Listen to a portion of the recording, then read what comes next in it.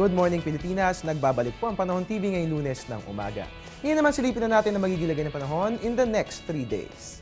Unahin po natin sa Baguio, rains with gusty winds po ang ating mararanasan bukas, pero gaganda po ang ating panahon sa araw po yan ng Huwebes. Dito naman sa atin sa Metro Manila, magiging maulan po ang ating mararanasang panahon simula po yan bukas, magpapatuloy po yan hanggang sa araw ng Huwebes. Sa Metro Cebu naman po, fair weather ang ating mararanasan. Simula po yan bukas, magpapatuloy po yan hanggang sa araw ng Huwebes. Sa Metro Davao naman po, fair weather din ang ating mararanasan bukas. Magpapatuloy ang magandang panahon hanggang sa araw po yan ng Thursday. And finally, sa Zamboanga, maulan nga po bukas ang ating mararanasang panahon.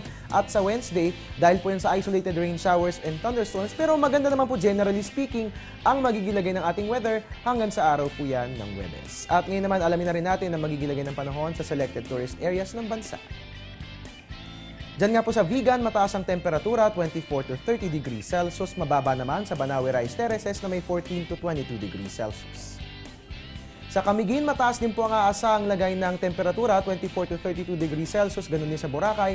Habang sa Naga naman po ay mababa ang aasahang temperature, meron tayong 23 to 30 degrees Celsius.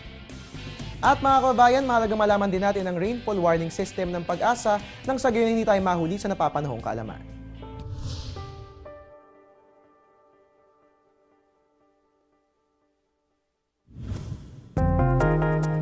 Alamin kung paano iintindihin ang rainfall warning system ng Pag-asa.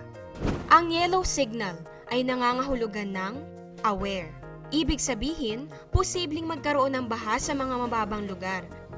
Ang orange signal naman ay nangangahulugan ng prepare. Sa ganitong sitwasyon, meron ng baha at posible itong tumaas pa. Ang red signal ay nangangahulugan ng take action.